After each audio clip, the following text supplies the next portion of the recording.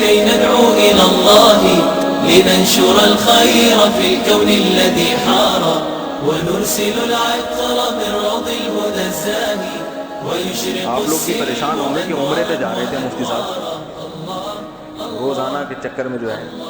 اچھا ہے ایسے ہی رہیں, ٹھیک ہے نا. آج کل میں ایک اس میں رہیں گے نا, مخمسے میں رہیں گے, تو اس بہانے بیان سننے کے لیے آتے رہیں گے کہ شاید آج مفتی صاحب کا آخری بیان ہے, ٹھیک ہے, شاید آج وہ اسی طرح چل رہا ہے. تو پرسوں کا اطلاع ملی ہے, ٹھیک ہے, پرسوں کا ٹکٹ ہو جائے, نہیں ہوا تو پرسوں کے بعد والا ہو جائے گا, تو کوئی اتنا بڑا مسئلہ نہیں.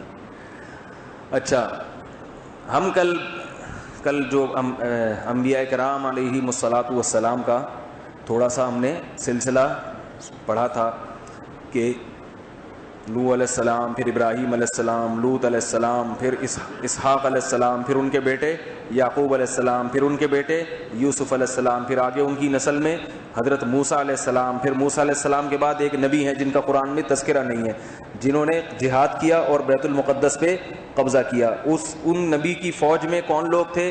ایک حضرت داؤد بھی تھے. پھر داؤد علیہ السلام کو اللہ نے نبوت بھی دے دی, خلافت بھی دے دی, اور بہت بڑی حکومت دے دی فلسطین پر. بنی اسرائیل کی, یہودیوں کی بہت بڑی حکومت قائم ہو گئی. پھر داؤد علیہ السلام کے بیٹے کون تھے؟ سلیمان علیہ السلام. انہوں نے اور زیادہ حکومت کو وسیع کر دیا. حضرت سلیمان علیہ السلام کی حکومت اتنی بڑی ہو گئی تھی کہ حضرت سلیمان علیہ السلام کو یہ خیال تھا پوری زمین پر میری حکومت ہے اور اللہ کا دین نافذ ہو چکا ہے. وہ یہ سمجھتے تھے, کیونکہ ہواؤں پہ بھی آج کل تو کیا ہے, وہ سیٹلائٹ چھوڑے ہوئے ہیں نا, ان سے پوری گوگل میپ کے ذریعے پوری زمین دیکھتے ہیں. تو حضرت سلیمان علیہ السلام جو ہے نا, ہوا میں تخت پہ اوپر جا کر پوری زمین کا سروے کیا کرتے تھے. تو وہ ان کا خیال یہ تھا کہ پوری زمین کا کیا بن گیا ہوں میں, بادشاہ. جو بھی آباد دنیا ہے اس پہ اللہ کا دین میں نے نافذ کر دیا. ایک دن بیٹھے ہوئے تھے تو سلیمان علیہ السلام کی حکومت ایسی تھی کہ پرندوں پر بھی حکومت. تو اور سلیمان علیہ السلام ایجنسی کا جو کام ہے نا, خفیہ ایجنسیوں کا کام, وہ پرندوں سے لیتے تھے. کیونکہ پرندہ جو ہے نا ہر جگہ جا کے بیٹھ جاتے, جیسے ایجنسی والے ہر جگہ چلے جائیں گے. گرین چینل والوں کے پاس ہری پگڑی پہن کے چلے جائیں گے, وہ سمجھیں گے کہ یہ کوئی خود ہمارے ہی شیخ و مرشد نہیں ہے. اور سپاہ والوں کے پاس سپاہ بن کے چلے جائیں گے, اور جناب جہادی تنظیموں کے پاس جہادی تنظیموں میں بن کے چلے جائیں گے. تو وہ ہر روپ اختیار کر لیتے ہیں. تو ایجنسی کے لیے ضروری ہوتا ہے کہ وہ تمام روپ اختیار کر سکے اور ہر جگہ پہ جا سکے. یہاں کوئی ایجنسی والا بیٹھا ہوگا تو حیران ہو رہا ہوگا, یار مولوی صاحب کو ہمارے بارے میں جنرل نالج بہت ہے, ٹھیک ہے. تو یہ جو پرندے ہیں نا, یہ بھی آرام سے ہر ایک کی بات جا کے سن لیتے ہیں.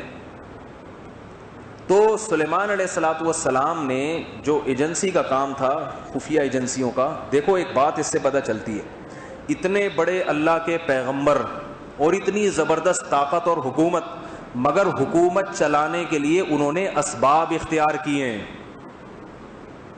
نہیں آئی بات سمجھ میں؟ اسباب کیا ہے؟ خفیہ ایجنسیوں کا کام بھی ضروری ہے. اگر یہ نہیں ہوگا تو ملک کے خلاف جو سازشیں ہوں گی ان سے حکومت تباہ ہو جائے گی. تو اب یہ نہیں سلیمان علیہ السلام نے سوچا کہ اللہ نے مجھے اتنی بڑی حکومت دے دی, اب اللہ ہی چلائے گا, اللہ ہی کھلائے گا, سب کو اللہ ہی پلائے گا, اب مجھے کیا, میں آرام کرتا ہوں بیٹھ کے. نہ, پوری رجسٹر میں حاضری ہوتی ہے, کتنے فوجی ہیں, کہاں ہیں, جو ایجنسیوں کے جو کام کر رہے تھے, FIA والے, ISI والے اور CIA والے, اور یہ سارے کے سارے جو شعبے تھے نا, یہ کہاں ہیں. کہیں ایسا نہ ہو یہ سست ہوں اور مسئلہ خراب ہو جائے, کہیں سے بغاوت ہو جائے. تو یہ سارے اسباب شریعت نے اختیار کرنے کا حکم دیا ہے. اب آپ یہ کام پرندوں سے نہیں لے سکتے, اب آپ کو انسان بھرتی کرنے پڑیں گے. وہ تو معجزہ تھا کہ پرندوں سے کام لے رہے تھے. تو ایک دفعہ اپنے دربار میں بیٹھے ہوئے ہیں اور کہنے لگے, ما لی لا اری الہدہد, مجھے کیا ہو گیا کہ مجھے ہدہد نظر نہیں آ رہا ہے. ایسا تو نہیں ہے کہ وہ دربار میں حاضری سے غائب ہے. اور پھر کہنے لگے, اگر وہ بغیر اطلاع کے گیا ہے اور کوئی عذر نہیں ہے اس کے پاس جانے کا, تو جیسے ہی آئے گا میں اس کو شدید سزا دوں گا یا اس کو ذبح کر ڈالوں گا. میں ابھی ٹھہرے ہی تھے کہ اچانک ہدہد آیا اڑتا ہوا اور کہنے لگا کہ آپ یہ سمجھتے ہیں سلیمان علیہ السلام کہ پوری دنیا پہ آپ کی حکومت ہے, ایسا نہیں ہے. میں ملکہ سبا کے پاس سے ہو کے آ رہا ہوں, ایک جگہ میں اڑتے اڑتے پہنچا تھا, پوری حکومت ہے, ایک باقاعدہ ایک طاقتور حکومت ہے, اور عورت حکومت کر رہی ہے, اور اتنا زبردست اس کا تخت ہے, تخت سے بھی اندازہ ہوتا ہے نا کہ حکومت کیسی ہے, اتنے ہیرے جواہرات اور اس کا ایسا زبردست دربار ہے, یعنی حکومت بھی تھوڑی سی نہیں ہے, بہت بڑی حکومت ہے. اور سب سے عجیب بات یہ کہ آپ اتنے بڑے بادشاہ ہیں اور اتنے اللہ کے پیغمبر, اور آپ نے پوری دنیا میں جہاد کیا, لیکن وہ جو ملکہ ہے نا وہ خود بھی سورج کی عبادت کرتی ہے اور اس کی عوام بھی سورج کی عبادت کرتی ہے. اور پھر کہنے لگا وہ ملکہ بڑی عقل مند ہے, لیکن ان کو شیطان نے اللہ کی عبادت سے روک دیا ہے, سورج کی پوجا کرتے ہیں.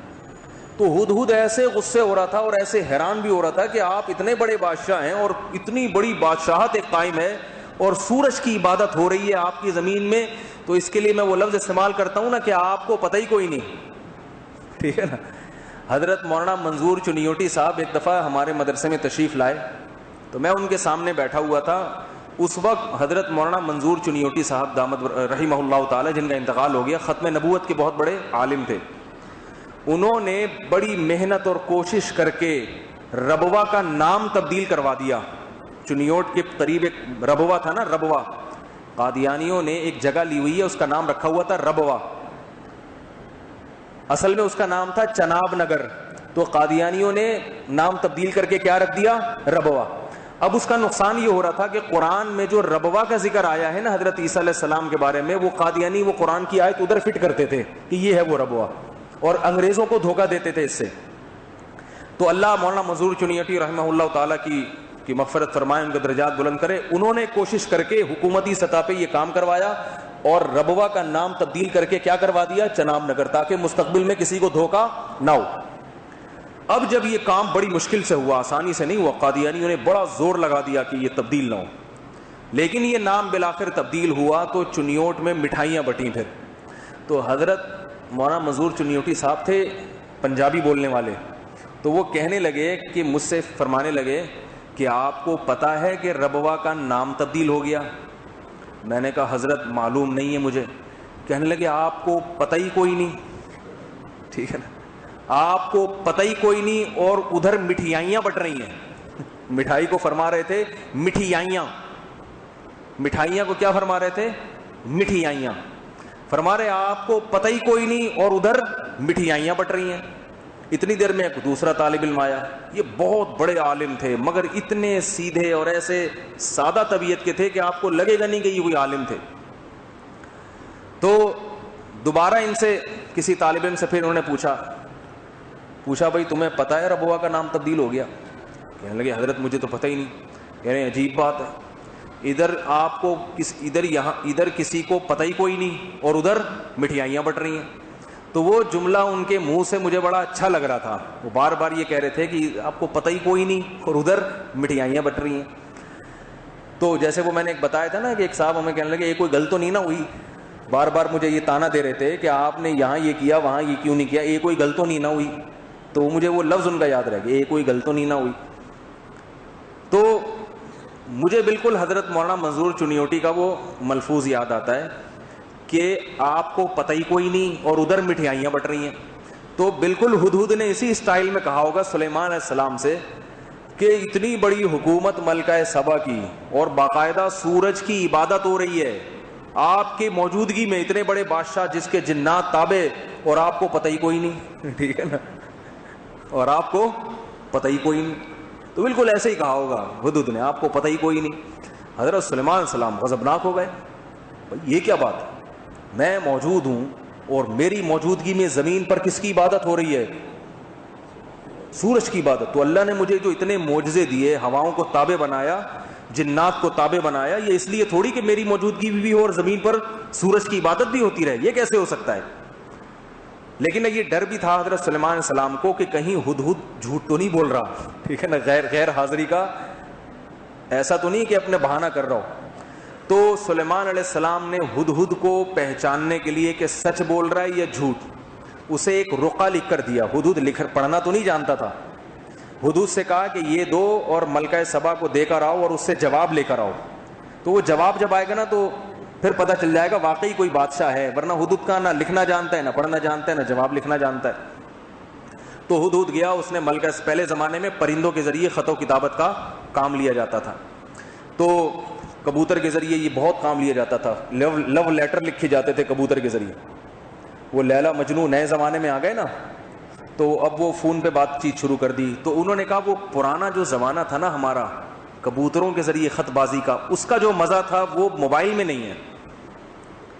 وہ موبائل میں وہ مزہ نہیں ہے, پیغام SMS میں مزہ نہیں ہے وہ.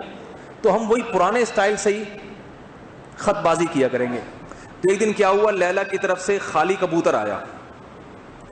مجنو بیچارہ پریشان, اس نے فوراً فون کیا, یہ کیا پرابلم ہے بھائی, اس میں خط کیوں نہیں ہے؟ لیلا نے کہا یہ مس کال ہے. یہ کیا ہے؟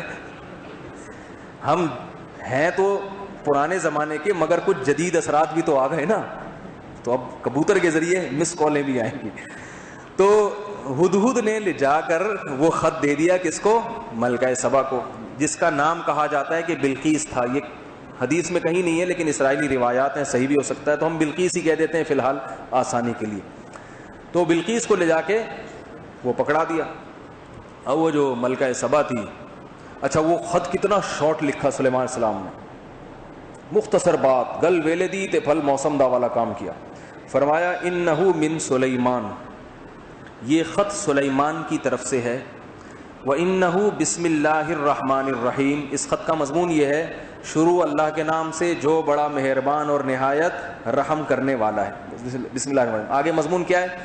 اللہ تعالو علیہ, سرکشی مت کرو, وَأَتُونِي مسلمین, بندی بن کے چلی آؤ. کیسا خط ہے, زیادہ تفصیل نہیں ہے, باتوں کا ہمارے پاس ٹائم نہیں ہے زیادہ. ظاہر ہے حکومت ایسی تھی نا طاقتور, باتیں پھر بعد میں ہوں گی جب مذاکرات ہوں گے, پھر ہم کیوں دھمکی دے رہے ہیں, کیوں بلا رہے ہیں, یہ سب بات کی باتیں ہیں. ابھی کیا کرو, ایک تو اللہ کی پہچان کرا دی کہ میں پیغمبر ہوں, تبھی اللہ کا نام استعمال کر رہا ہوں, سورج کا نام استعمال نہیں کر رہا, سورج کا تذکرہ نہیں کر رہا. تو مضمون میں جو ہے نا اشارہ دے دیا کہ میری حکومت اللہ کے لیے ہے, دنیا کے لیے نہیں ہے, بس اشارہ دے دیا. عقل مند کے لیے اشارے کافی ہوتے ہیں. تو تم بھی کیا کرو, انسان بن کے چلی آؤ, یعنی اس حکومت کو تسلیم کر لو اور اپنی حکومت کو چھوڑ دو. اس لیے کہ حکومت کس کی ہوگی؟ اللہ کی, اور اللہ کے احکامات کی حکومت ہوگی. ملکہ سبا بڑی ہوشیار تھی. حدیث میں آتا ہے کہ عورت کو اللہ نے مرد سے عقل جو ہے کم دی ہے, یہ حدیث میں ہے, صحیح حدیث ہے. عورت کی عقل مرد سے کم ہوتی ہے, لیکن بعض عورتیں ماضی میں ایسی گزری ہیں کہ ان کی تاریخ سے پتہ چلتا ہے کہ ان کو عقل اللہ نے مردوں سے زیادہ دی تھی. ان میں ایک ملکہ سبا بھی تھی. قرآن میں جتنے واقعات ہیں نا دوسری قوموں کے جن میں مردوں سے خطاب ہوا ہے, وہ مردوں نے کبھی نہیں مانا. فرعون کو موسیٰ علیہ السلام نے سمجھایا, فرعون مانا ہی نہیں, آخری وقت تک ڈٹا رہا, بیوقوف تھا, احمق تھا, پہچان نہیں سکا حضرت موسیٰ علیہ السلام کو, اور پہچانا تو بھی منکر رہا. اسی طرح قارون ہے, یہ جتنے لوگ گزرے ہیں مرد, تو شداد ہے, نمرود ہے, یہ سارے لوگ کیا تھے؟ تکبر میں آ گئے اور حماقت اور بیوقوفی کا کام کیا انہوں نے. لیکن ملکہ سبا کو جب یہ خط پہنچا ہے تو پہلی عقل مندی کا کام اس نے یہ کیا, اس نے خود فیصلہ کرنے کے بجائے اسمبلی کو بلایا کہ بھئی جلد بازی میں نہیں, ورنہ بادشاہ لوگ ایسی تحریر پڑھ کے فوراً کیا آ جاتے ہیں تیش میں کہ بھئی دھمکی ملی ہے, ایسی کی تیسی کر دیں گے. بھئی دیکھو تو صحیح, ایسی کی تیسی کر بھی سکتے ہو کہ نہیں کر سکتے, اور اس کی جو دعوت ہے وہ صحیح ہے غلط ہے. تو ملکہ سبا نے پہلا کام کیا, مشورہ لیا, سب کو بلایا, سب کو جب جمع کیا اپنے دربار میں, اور کہنے لگی یا ایھا الملأ انی القی الی کتاب کریم, اے میرے درباریوں, پہلی بات تو یہ کہ مجھے جو خط ملا ہے وہ کسی عزت دار آدمی کی طرف سے آیا. اس خط کے مضمون سے پتہ چلتا ہے وہ ایسے ہی کوئی بادشاہ نہیں ہے جو ہوتے ہیں نا بس حکومت کرنے کا شوق ہے, تلوار اٹھاؤ بس مار, چنگیز خان کی جیسے, ہلاکو خان جیسے, ایسا نہیں ہے. اس کا مضمون بڑا خوبصورت ہے, بسم اللہ الرحمن الرحیم, شروع اللہ کے نام سے جو بڑا مہربان اور نہایت رحم کرنے والا ہے. پھر اس مضمون میں خامخواہ کی لمبی چوڑی تفصیل نہیں ہے. جو بزدل اور بیوقوف ہوتا ہے نا وہ بات بہت لمبی کھینچتا ہے, جو کام کی بات ہوتی ہے اس میں ہوتی نہیں. اب لوگ بعض مجھ سے مسئلہ پوچھتے ہیں, میں ان کے مسئلے کے اسٹائل سے سمجھ جاتا ہوں عقل مند ہے بیوقوف ہے. اب مسئلہ یہ پوچھنا ہے کہ بیوی کا کتنا حصہ ہے وراثت میں, بیٹے کا کتنا حصہ ہے, تو پوچھنے کے لیے 1975 سے شروع کرے گا, وہ ہوا تھا, پھر فلانا ہوا تھا, پھر یہ ہوا تھا, پھر یہ پوری ڈیٹیل میں آ کے آدمی کہتا ہے پتہ نہیں پوچھ کیا رہا ہے یہ. اس میں سے پھر کھینچ کے نکالنا پڑتا ہے, اچھا یہ پوچھ رہا ہے بیوی کا اسلام میں حصہ کتنا ہے مرنے کے بعد. تو سلیمان السلام نے ایسا نہیں کہ اتنا لمبا چوڑا خط، بلکہ گل ویلے دیتے پھل موسم دا، کام کی بات ہو مختصر ہو، ٹائم نہیں ہے زیادہ، اور بھی دنیا پہ ادھر ادھر بھی فوجیں بھیجنی ہے، ٹھیک ہے نا. تو ملکہ سبا عقل مند تھی، عقل مند. دیکھو کتنی عقل مند تھی، سلیمان علیہ السلام کے خط کو پہچان گئی. اور ہرقل کتنا بیوقوف تھا، محمد صلی اللہ علیہ وسلم کو خط کو نہیں پہچان سکا اور اسے پھاڑ کے پھینک دیا، حالانکہ وہ مرد تھا لیکن بیوقوف تھا. آپ نے فرمایا جیسے اس نے میرے خط کے ٹکڑے کیے ہیں، اللہ اس کی حکومت کے بھی ایسے ہی ٹکڑے کرے گا، اور پھر کر دی اللہ نے اس کی حکومت کو ٹکڑے. تو ملکہ سبا کی پہلی عقل مندی، جذبات سے مغلوب نہیں ہوئی، مشورہ. دوسری عقل مندی، خط کے بارے میں تبصرہ یہ کیا کہ معمولی خط نہیں ہے، کسی عزت دار آدمی، پڑھے لکھے آدمی کی طرف سے آیا یہ خط، ٹھیک ہے نا. تو اور تیسری بات، افتونی فی امری ما کنت قاطعۃ امرا حتی تشہدون، کہ تم مجھے مشورہ دو، مشورہ لے رہی ہوں تم سے، لیکن ہوگا کیا، فیصلہ میں خود ہی کروں گی، لیکن اس وقت تک نہیں جب تک تمہاری طرف سے مشورہ نہ آ جائے. یہ تیسری عقل مندی کی بات. کیسے؟ ایک عقل مندی تو یہ مستقل کہ مشورہ لے رہی ہے، دوسری یہ کہ مشورے کی حقیقت کو سمجھتی ہے کہ مشورہ ہوتا ہے، مشورہ دینے والے کو اپنی رائے تھوپنے کی اجازت نہیں ہے، ورنہ بادشاہ میں اور مشیر میں فرق کیا ہو گیا پھر. مشورہ سب سے لو، کرو وہ جو اپنی سمجھ میں آتا ہے. نہیں آ رہی بات، کیونکہ انسان اپنے حق میں جتنا اچھا فیصلہ خود کر سکتا ہے کوئی دوسرا کبھی بھی نہیں کر سکتا. مشورہ اس لیے لیا جاتا ہے کہ بعض پہلو جو آپ کے سامنے نہیں ہوتے، اس کے فائدے یا نقصان کے وہ پہلو سامنے آ جاتے ہیں. آپ کوئی کام کرنے جا رہے ہیں، مشورہ لیں گے تو کیا فائدہ ہوگا، اس کام میں کچھ نقصانات تھے جو آپ کے سامنے نہیں تھے، مشورہ دینے والے نے وہ ان نقصانات کو ہائی لائٹ کر دیا. یا بعض دفعہ اس کام میں کچھ ایسے فائدے ہوتے ہیں جو آپ کے سامنے نہیں تھے، مشورہ دینے والے نے ان فائدوں کو ہائی لائٹ کر دیا. اب آپ فیصلہ علی وجہ البصیرہ کر سکتے ہیں کہ اب میرے سامنے فائدے بھی آ گئے، نقصان بھی، کریں گے خود ہی. تو ملکہ سبا کی تیسری عقل مندی کیا تھی، مشورہ سب سے لوں گی مگر قاطعتاً امرن، فیصلہ میں خود کروں گی. تو اور چوتھی عقل مندی، سب نے بالاتفاق مشورہ دیا، نحن اولو قوت، سارے مرد بیٹھے ہوئے ہیں مشورہ دینے والے، کہنے لگے ہم کسی سے ڈرنے والے نہیں ہیں. نہیں آ رہی بات سمجھ. اب بھائی تمہیں بتا بھی دیا کہ عزت دار آدمی کا خط ہے، ساری باتیں بتا دیں، تو اب یہ کیوں ہے، لیکن وہ مرد کو نا اپنی بعض دفعہ مردانگی دکھانے کا شوق ہوتا ہے، خاص طور پہ لیڈیز کے سامنے. لیڈیز کہیں بتاؤ کس کو پٹوانا ہے، مجھے بتاؤ، تھوڑا نمبر بنانے کی عقل کی بات نہیں کرے گا.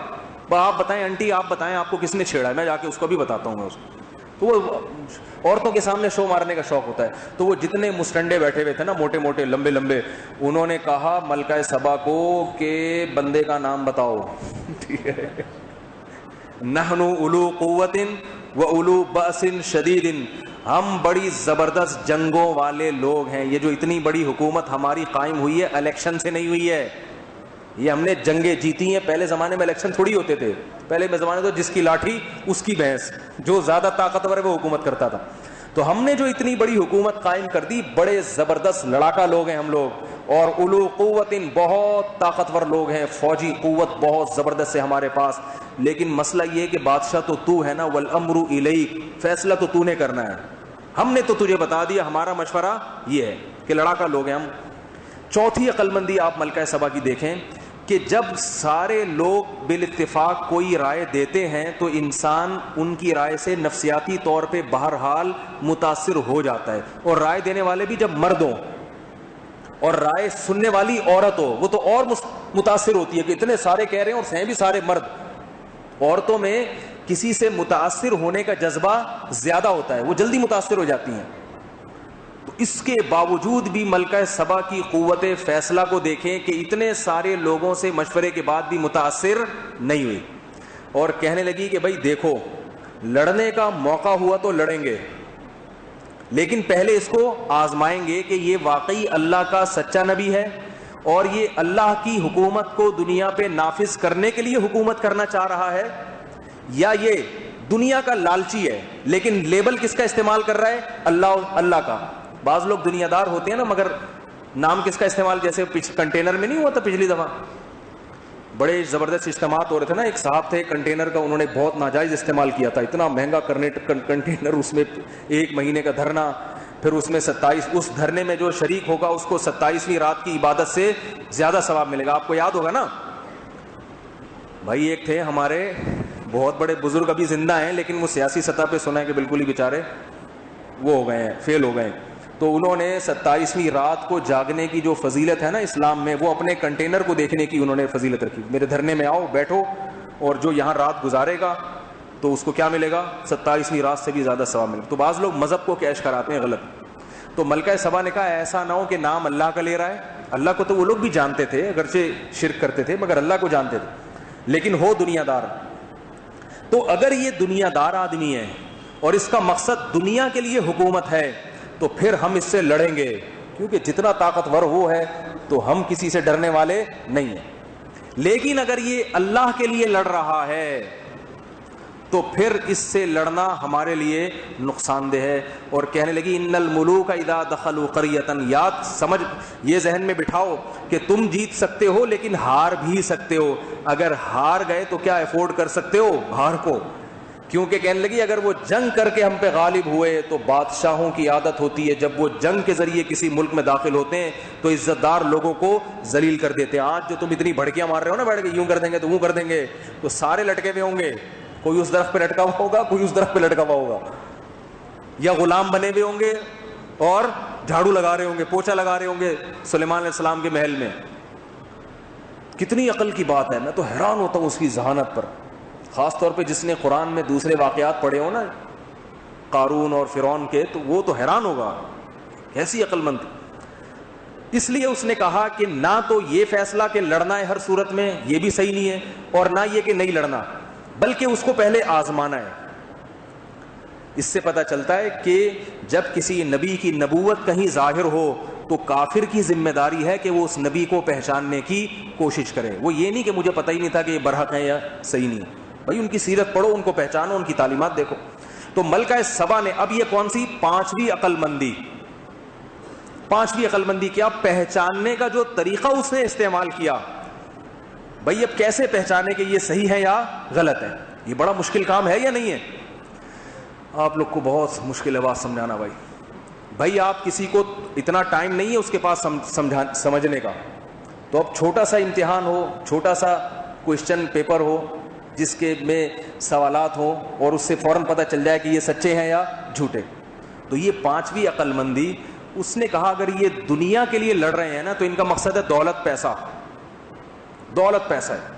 تو جو آدمی بھی دنیا دار ہوتا ہے نا, اس کو جب ٹھیک ٹھاک طریقے سے ہدیے دیے جائیں, ٹھیک ہے نا, لفافے پیسے لفافوں میں ڈال کے اور گفٹ دیے جائیں, تو وہ اپنی دعوت میں پیچھے ہٹ جاتا ہے, نرم پڑ جاتا ہے, وہ خود ہی کمپرومائز کی باتیں شروع کر دیتا ہے. وہ اگر وہ لڑے گا بھی تو اگلی دفعہ میں ذرا دھمکی میں کیا ہوگی, نرمی. کہ اصل میں وہ تو میں ایکچولی یہ کہنا چاہ رہا تھا آپ سے کہ وہ میں تو چاہتا ہوں جنگ کے ذریعے فتح ہو جائے, لیکن یہ کہ آدھا آپ کا ملک ہو گیا آدھا ہمارا ہو گیا, یہ چلیں ایسا کریں آپ پورا رکھیں لیکن یہ ہدیے ہر سال بھیجا کریں, اگر ڈبل ہو جائیں تو اور خوشی کی بات ہوگی. ملکہ سبا کو پتا تھا کہ میرے پاس جو سونے اور چاندی کے ذخیرے ہیں وہ اس وقت دنیا میں کسی حکومت کے پاس نہیں ہے. تو ملکہ سبا نے بندہ بھیجا اور بولا کہ یہ اتنے سارے سونے اور چاندی اور ہیرے جواہرات کے تحفے تحائف لے کے جاؤ اور ان سے بولو کہ یہ آپ کی خدمت میں ہدیہ ہے. اگر وہ ذرا سا گڑبڑ ہوا نا معاملہ, یہ اہل حق کی کیا علامت ہے, فتویٰ دے لیا, 3 ہو گئی, آپ نے 100 روپے پکڑائے مولوی صاحب, کہہ رہے ہیں یار اہل حدیث بھی مسلمان ہیں, ان کا بھی فتویٰ ان سے بھی لے سکتے ہو. بعض دفعہ ایسے ہوتا ہے پیسے پکڑاؤ اگلا نرم, تو یہ پیسہ ایسی چیز ہے فوراً جو ہے نا حساب کتاب سیٹ ہو جاتا ہے. تو اس لیے میں کہتا ہوں رشتہ داری جوڑنے کے لیے پیسہ استعمال کیا کرو. بعض دفعہ پیسے کا استعمال ناجائز ہے لیکن بعض دفعہ ثواب ہے. بھائی ناراض ہے, بہن سے دشمنی چل رہی ہے, لفافے میں پیسے ڈال کے ہدیہ دے دو, دیکھو کیسے دشمنی کم ہوگی. حقیقت بتا رہا ہوں آپ, ایسے اس کے دل میں, اور یہ یہاں ثواب ملے گا, یہ ثواب والا, یعنی یہ رشوت نہیں کہلائے گی بلکہ رشتہ داری جوڑنے کے لیے آپ نے پیسہ خرچ کیا. تو ملکہ سبا نے ٹھیک ٹھاک ہدیے بھیجے, کہ بھئی یہ تو دیکھتے ہی ان کی آنکھیں کھلی کی کھلی رہ جائیں گے, بھئی اتنا پیسہ آ رہا ہے, اور اب حکومت کر کے کیا کرنا ہے, اصل تو پیسہ ہی ہوتا ہے نا. تو اب جناب وہ جب اتنے ہدایا تحفے تحائف لے کے وہ پہنچا ہے, ان کا قاصد سلیمان علیہ السلام کو غصہ آ گیا, غصہ آ گیا. اتمدوننی بمال, پیسوں کی لالچ دے کے مجھے میری دعوت سے اور میرے مشن سے پیچھے ہٹا رہے ہو, پیسوں کی لالچ دے کے. اور پھر کہنے لگے پیسہ اللہ نے مجھے تم سے زیادہ دیا ہے, میری حکومت دیکھو آ کے یہاں, مجھے ان چیزوں کی ضرورت نہیں ہے. اور پھر اس قاصد سے کہا ارجع الیہم, واپس چلا جا, واپس یہ سارے تحفے طائف لے کے جا واپس, اور ان سے بول کہ پہلے خط آیا تھا اب خط نہیں آئے گا. نہیں آئی بات سمجھے, اب خط نہیں آئے گا. فَلَنَأْتِيَنَّهُمْ بِجُنُودٍ لَا قِبَلَ لَهُمْ بِهَا, اب لشکر آئے گا, فوج آئے گی, اور فوج میں جنات چڑیلیں بھی ہوں گی. ٹھیک ہے نا, چڑیل تو میں نے اپنی طرف سے لگا دیا, جن بھی ہوں گے, انسان بھی ہوں گے, پوری لشکر ہوگا. لا قبال لهم بها, اس کا سامنا نہیں کر سکتے. وَلَنُخْرِجَنَّهُمْ مِنْهَا أَذِلَّةً, ابھی تو میں شرافت سے بلا رہا ہوں, عزت بھی دوں گا, عزت بھی ملے گی, لیکن اگر میں نے حملہ کیا نا تو ذلیل کر کے تمہیں تمہارے ملکوں سے نکال دیں گے ہم, کیونکہ تم نے ہمارا ٹائم ضائع کیا نا, ٹائم ضائع کیا, ہمیں لڑنے پر مجبور کیا. وَهُمْ صَاغِرُونَ, سارے عزت دار لوگ رسوا ہو جائیں گے. اب جب وہ پہنچا ہے نا لے کے, بھائی وہ تو ذرا بھی اثر نہیں ہوا. ملکہ سبا سمجھ گئی کہ بھائی یہ اس سے لڑائی نہیں ہو سکتی, اس سے جو ہے لڑائی نہیں ہو سکتی. اتنی عقل مند تھی, خود بھی بچ گئی, اپنی پوری قوم کو بچا لیا. اور فرعون کے بارے میں قرآن میں آتا ہے خود بھی جہنم کی آگ میں گیا اور اپنی قوم کو بھی اپنے ساتھ جہنم میں لے کر گئے. جو سیاسی لیڈر ہے نا, سیاسی لیڈر بعض دفعہ اپنی قوم کو سیدھے راستے پہ چلاتے ہیں اور بعض دفعہ اپنی قوم کو اپنے ساتھ خود بھی بربادی کے راستے پر چلا. کتنے سیاسی لیڈروں نے نوجوانوں کو جو ہے نا کلر بنا دیا ہے, قاتل بنا دیا ہے, کتنوں کو رشوت خور بنا دیا, کتنوں کو جو ہے نا مختلف قسم کے کرائم میں ملوث کر دیا ہے, حالانکہ وہ شریف ماں باپ کے شریف بیٹے تھے. تو یہ سیاسی لوگوں سے جو ہے نا دیکھ کے ان کی پیروی کیا کرو کہ یہ تمہیں جہنم میں لے کے جا رہے ہیں یا سیدھے راستے پہ لے کے جا رہے ہیں. تو ملکہ سبا جناب وہاں سے چلی ہے, اس نے بولا بھائی اس سے پہلے کہ لشکر آئے پہنچو. ادھر سلیمان علیہ الصلوۃ والسلام کو ہدہد نے آ کے مخبری کر دی ہوگی یا اللہ نے وحی دے دی کہ وہ آ رہی ہے. وہ تو حضرت سلیمان علیہ السلام نے کہا وہ آ رہی ہے نا تو اس کو اپنے معجزے دکھاؤ تاکہ اس کو پتہ چلے کہ میں اللہ کا سچا نبی ہوں. تو اپنے دربار میں کہا کہ کون ہے جو اس کا عرش, اس کا جو تخت ہے نا بہت بڑا, وہ تخت اٹھا کے لے آئے اس کے یہاں پہنچنے سے پہلے, کیونکہ اسباب کی دنیا میں یہ ممکن نہیں تھا.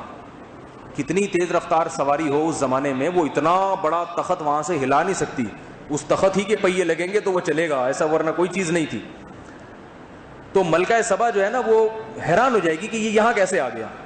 تو جب سلیمان علیہ السلام نے اپنی مجلس میں کہا تو ایک جن کھڑا ہوا, جن, وہ جن کہنے لگا انا آتیک بہ قبل ان تقوم من مقامک, آپ کی مجلس ختم ہونے سے پہلے تخت حاضر ہوگا, یہ کام میرے ذمہ لگا دیں.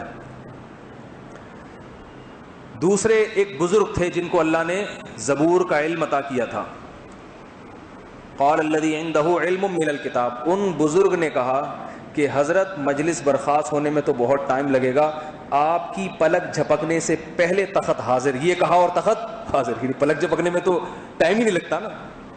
یہ کرامت تھی. انبیاء کے ساتھ کیا ہوتا ہے معجزہ, اور امتی کے ساتھ کیا ہوتا ہے کرامت. اللہ تعالیٰ بعض کسی بزرگ کے ہاتھ پہ کوئی ایسی چیز ظاہر کر دیتے ہیں جس سے سب لوگ عاجز ہوتے ہیں. یہ اللہ کی طرف سے بعض دفعہ کسی کے ساتھ ہو جاتا ہے. تو حضرت سلیمان علیہ السلام ابھی مشورہ لے رہے تھے, دیکھا تخت سامنے, ٹھیک ہے نا, تو خود بھی حیران ہو گئے یہ کیسے آ گیا. تو فوراً کہنے لگے ھذا من فضل ربی, یہ میرے رب کا فضل ہے کہ میری امت میں اس نے ایسے بزرگ پیدا کیے ہیں کہ ان کے ہاتھ پہ اللہ ایسی ایسی کرامتیں ظاہر کر دیتا ہے. تو بعض لوگ جو ہے نا ہمارے اکابر کی فضائل صدقات میں کرامات کے واقعات لکھے ہوئے ہیں, تو ان کو کہتے ہیں یہ شرک ہے فضائل صدقات. اور حضرت شیخ الحدیث مولانا زکریا رحمۃ اللہ علیہ کو بھی معاذ اللہ کیا کہتے ہیں, معاذ اللہ مشرک تھے, فضائل اعمال شرک سے بری ہوئی. ایسے ہی میرے پاس پشاور سے فون آیا, وہ کہنے لگے فضائل صدقات میں لکھا ہے کہ یہ 2 منٹ میں انہوں نے حضرت نے کشتی اٹھا کے وہاں سے وہاں کر دی تھی, یہ تو شرک ہے. میں نے کہا اس میں کم از کم 2 منٹ تو لگے تھے نا, ٹھیک ہے نا. اور جو سلیمان علیہ السلام کا واقعہ ہے اس میں تو پلک جھپکنے سے پہلے پورا تخت حاضر کر دیا, تو وہ بھی پھر شرک ہے. اور اگر وہ شرک ہے تو قرآن کیا کر رہا ہے, شرک کی اشاعت کر رہا ہے معاذ اللہ. تو کرامت اور شرک میں فرق ہوتا ہے. کرامت اللہ کی طرف سے ہوتی ہے, بندے کا صرف ہاتھ ہوتا ہے, سمجھ میں آ رہی بات. اور شرک کا مطلب اس نے اپنے اختیار سے یہ کام کیا, اپنے اختیار سے کوئی کچھ نہیں کر سکتا. شیخ الحدیث مولانا زکریا رحمۃ اللہ علیہ بہت بڑے توحید پرست بزرگ تھے. اللہ نے جنت البقیع میں دفن ہونے کی توفیق نصیب فرمائی ہے ان کو. اور ان کی قبر جب کھولی گئی تھی نا، حکومت سعودیہ قبروں کو گرا دیتی ہے، نئے مردے دفن کرتی ہے. حضرت شیخ الحدیث کی جب قبر کھولی تو کئی سال کے بعد بھی جسم بالکل اسی طرح تر و تازہ تھا. تو حکومت سعودیہ نے پھر اس قبر کو نوٹ کر لیا کہ اس کو دوبارہ کھودنے کی اجازت نہیں ہے، اس میں مزید کوئی دوسری میت دفن نہیں ہوگی. ہمارے بعض بڑے بڑے اکابر دیوبند کے جو ہے نا جنت البقیع میں دفن ہے. تو ایسے علماء کے خلاف زبان درازی کرنے سے انسان کا اپنا ایمان سلب ہو جاتا ہے. تو خیر وہ جو ہے نا فوراً کیا ہوا ہے، تخت حاضر. سلیمان علیہ السلام کہنے لگے ھذا من فضل ربی، یہ کس کا فضل ہے؟ میرے رب کا.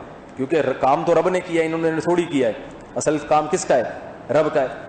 اور کہنے لگے لیبلونی اشکر ام اکفر، اللہ مجھے امتحان لے رہا ہے کہ میں اس کا شکر گزار بنتا ہوں یا ناشکرا. اس میں بتا دیا کہ اترانا نہیں ہے نعمت دیکھ کے، بلکہ شکر ادا کرنا ہے اللہ کا، کہ اللہ کی طرف سے میرا کمال نہیں ہے. تو اب جب وہ تخت لا کے رکھا ہے نا، میں سلیمان علیہ السلام کی سیرت پہ زیادہ روشنی اس لیے ڈال رہا ہوں کہ بیت المقدس پہ سب سے زیادہ مضبوط اور طاقتور حکومت جو کی ہے نا، وہ حضرت سلیمان علیہ السلام نے کی ہے.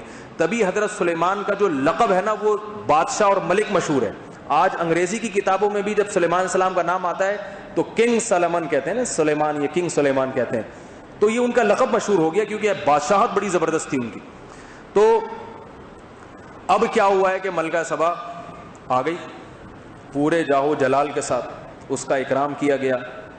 شریعت میں حکم ہے کہ کافر ہو جب تک جنگ میں مقابلہ نہیں ہے تو آپ اس کا اکرام کریں گے. غیر ملکی سفیر ہے، چاہے وہ کتنے ہی اسلام کے دشمن ہیں، لیکن جو بھی سفیر بن کے آئے گا تو شریعت آپ کو حکم دیتی ہے کہ اس کا احترام کرو، اس کا اکرام کرو. تو جب وہ آئی ہے ملکہ سبا، اس کو عزت احترام کے ساتھ لایا گیا. تو ملکہ سبا نے کیا دیکھا کہ سلیمان علیہ السلام کا پہلے تو اپنا تخت دیکھا اس نے. تو سلیمان علیہ السلام نے فرمایا کہ اچھا اگر کوئی وہاں ہوتا نا فتنہ پرست تو فوراً ایک ویڈیو بنا دیتا کہ سلیمان علیہ السلام ملکہ سبا سے نامحرم عورت سے باتیں کر رہے ہیں. یہ ہماری قوم کی پست ذہنیت بتا رہا ہوں آپ کو، پست ذہنیت کہ ایک نامحرم عورت کو اپنے محل میں آنے کی اجازت بھی دے دی اور اس سے بات چیت بھی کر رہے ہیں. فوراً آ جاتا فیس بک پہ کہ دیکھو. تو شکر کرو اس زمانے میں یہ الیکٹرانک میڈیا نہیں تھا. سمجھ میں آ رہی ہے بات؟ تو وہ بہرحال آئی. ٹھیک ہے، یہ بتا رہا ہوں فتنہ پرست لوگوں کا یہ حال ہوتا ہے. مولانا طارق ملک صاحب چلے گئے، وہ ادھر بیٹھ گئے جا کے عمران خان کے ساتھ. تو ان کی بیوی بھی آ کے کنارے پہ بیٹھ گئی، اس پہ ایک بنا دیا کلپ، یہ نامحرم لیڈیز کے ساتھ بیٹھے ہوئے ہیں. تو یہ انسان کے پس ذہنیت کی علامت ہے. چھوٹی چھوٹی باتوں کو وہ اس کو دیکھنے نہیں گئے تھے بھائی. اسی طرح کوئی عورت اگر کسی مرد کے سامنے آتی ہے تو اس سے بات چیت کرنے کے لیے تو مرد کے لیے جائز ہے وہاں پہ. ہاں، تنہائی اختیار کرنے کی شریعت میں اجازت نہیں. کنڈلی لگا کے آپ کو کسی عورت کے ساتھ بیٹھنے کی اجازت نہیں ہے، یہ حرام ہے، یہ گناہ کبیرہ ہے. تو اب وہ جب خاتون آئی ہیں ملکہ سبا تو سلیمان علیہ السلام نے اس کو تخت دکھایا. اب تو حضرت سلیمان علیہ السلام کو پتہ ہے نا اس کا دل ذرا نرم ہو گیا، تو اب میں اس کو تبلیغ کروں، لیکن تبلیغ کا طریقہ ایسا ہو کہ اس پہ پہلے اپنے معجزات دکھاؤ اس کو. تو سلیمان علیہ السلام نے کہا کہ اس سے پوچھا گیا کہ یہ تمہارا تخت تو نہیں ہے کہیں؟ اس نے کہا کأنہ ہو، وہ تو نہیں ہے لیکن بالکل ویسا ہے. ٹھیک ہے، بالکل ویسا ہے. کأنہ ہو، گویا کہ وہی ہے، کیونکہ وہ یہ تو کہہ نہیں سکتی تھی نا کہ وہی ہے. اس کو تو یقین نہیں ہے بھائی یہ ممکن نہیں ہے، یہاں سے وہاں تک تخت کیسے اٹھ کے آ گیا. کہنے لگی کأنہ ہو، گویا کہ جو میرا والا ہے نا، یا کأنہ ہو، گویا کہ جو یہ والا ہے نا، ہو یہ وہی ہے. ایسا لگتا ہے کہ دونوں میں کوئی فرق ہے ہی نہیں. لیکن تذبذب کا شکار کہ انہوں نے بالکل اس کی ایسی کاپی تو چائنا بھی نہیں کرتا. ٹھیک ہے نا، ایسی کاپی تو چائنا بھی نہیں کرتا. اور اتنی زبردست کاپی بالکل وہی، جہاں جہاں جو ہیرے جواہرات جہاں جہاں جڑے ہوئے تھے وہیں جا کے فٹ کر دیے. یہ کیسے ممکن ہے؟ تو بڑی حیران ہوئی. اس کے بعد اس کو کہا گیا کہ بھئی یہ حضرت سلیمان علیہ السلام نے نا نیچے شیشے کا کوئی فرش بنایا ہوا تھا. وہ شیشہ ایسا، اس زمانے کی تو ظاہر اس زمانے میں ایسی ٹیکنالوجی کا وجود تو بہت مشکل تھا نا، آج تو مشینیں ایجاد ہو گئی ہیں، لیکن وہ شیشے کا فرش ایسا تھا، اتنا خوبصورت اور ایسا شفاف کہ وہ ایسا لگتا تھا جیسے یہ کیا ہے، پانی ہے، تالاب ہے. تو ان سے کہا گیا کہ بھئی شیشے پہ چلو. تو وہ ملکہ سبا نے اپنی جو پائنچے ہیں نا وہ اوپر کر لیے تاکہ پانی میں پائنچے بھیگ نہ جائیں. تو ان سے کہا گیا یہ پانی نہیں ہے یہ شیشہ ہے. تو وہ اتنے سارے اس نے ایک دم معجزے دیکھے نا, فوراً کہنے لگی ربی انی ظلمت نفسی, اے اللہ میں نے آج تک اپنی جان پہ بڑا ظلم کیا, واسلمت مع سلیمان للہ رب العالمین, اور میں بھی سلیمان کے ساتھ اس رب پر ایمان لے آئی جو تمام جہانوں کا پالنے والا ہے. یعنی یقین ہو گیا کہ یہ برحق پیغمبر ہیں اور جس رب کی طرف بلا رہے ہیں وہ رب درست, ایمان لے آئی. اور ظاہر ہے وہ ایمان لائی تو اس کی پوری قوم ایمان لے آئی. تو سلیمان علیہ السلام سے اللہ نے, پھر لوگوں کو یہاں پر ایک سوال ہوتا ہے کہ پھر ان دونوں کی شادی ہوئی تھی کہ نہیں ہوئی تھی. یہ اگر میں نے ابھی نہیں بتایا تو کل میرے پاس میسج آئیں گے, فون آئیں گے, حضرت آپ نے ادھورا چھوڑ دیا. ٹھیک ہے, جیسے لوگ ایسے دیکھتے ہیں جیسے کوئی فلم چل رہی ہو نا, کوئی ایک دم جو ہے آخر میں. تو مجھے نہیں پتا, کسی حدیث میں نہیں ہے یا قرآن میں نہیں ہے کہ حضرت سلیمان نے ملکہ سبا سے شادی کی یا نہیں کی, لیکن ذوق یہ کہتا ہے کہ یقیناً کی ہوگی. دو وجہ سے, ایک تو یہ کہ وہ بھی ملکہ تھی, ملکہ ہمیشہ کسی بادشاہ سے تو شادی کرے گی, اپنے سے کمتر سے شادی میں عیب محسوس کرے گی. وہ کیوں اس کے ساتھ نکاح کرے بھائی؟ عورت ہمیشہ یہ چاہتی ہے کہ جو اس کا جو شوہر ہے یا تو اس کے پیرالل ہو یا بالکل یا اس سے اونچا ہو. وہ کبھی اپنے سے نیچے میں جو ہے نا, جو کمتر ہو خاندانی لحاظ سے, اس کے نکاح میں جانا قبول نہیں کرتی. ایک تو یہ وجہ ہوگی. دوسری وجہ یہ کہ حضرت سلیمان علیہ السلام کی 100 بیویاں تھیں, حدیث میں آتا ہے بخاری میں. تو حضرت سلیمان علیہ السلام نے سوچا ایک اور صحیح, کیا خیال ہے, جہاں 100 ہیں تو اگر 101 ہو گئی, وہ بھی کیا ہے بادشاہ. تو ان کے لیے کیا پرابلم تھی؟ پرابلم تو ہم جیسے لوگوں کے لیے, غریب غربا جو یہاں بیچارے بیٹھے ہوئے, کنوارے جو 40 سال کے ہو گئے اور بیچاروں کی شادی نہیں ہوتی, یہ کنوارے مظلوم. میں تو سوچ رہا ہوں آپ لوگ کے لیے نا تھوڑا سا فنڈ جمع کروں, غریب غرباؤں کی فہرست میں داخل کر دوں ان کنواروں کو. تو یہ تو آپ جیسے لوگ ہیں بیچارے مظلوم. سلیمان علیہ السلام کی 100 تھی, انہوں نے سوچا ہوگا چلو ایک اور صحیح, ٹھیک ہے نا, ایک اور ہو گئی ہوگی ان کی. تو بہرحال اس واقعے میں بڑی عبرت کا سامان ہے کہ بعض خواتین کو اللہ نے بہت عقل دی ہوتی ہے اور یہ ہمیشہ ایسا نہیں ہوتا. اور اس سے بھی پتہ چلتا ہے کہ جو عقل اور شعور کو استعمال کرتا ہے وہ درست نتیجے پر پہنچتا ہے. جو جذباتی زندگی گزارتا ہے نا, جذبات سے مغلوب ہو کر, وہ کبھی بھی درست نتیجے پر نہیں پہنچتا. ہماری قوم کا مرض کیا ہے؟ ہم سب جذباتی ہیں. کہیں کسی کے خلاف 2 لفظ سنیں گے فوراً آگ بگولا ہو جائیں گے, کہیں شکایت سن لی, وہاں سے یہ سن لی, ایک دم جذبات میں آ گئے. تو بھائی تحقیق کرو, بات صحیح ہے غلط ہے.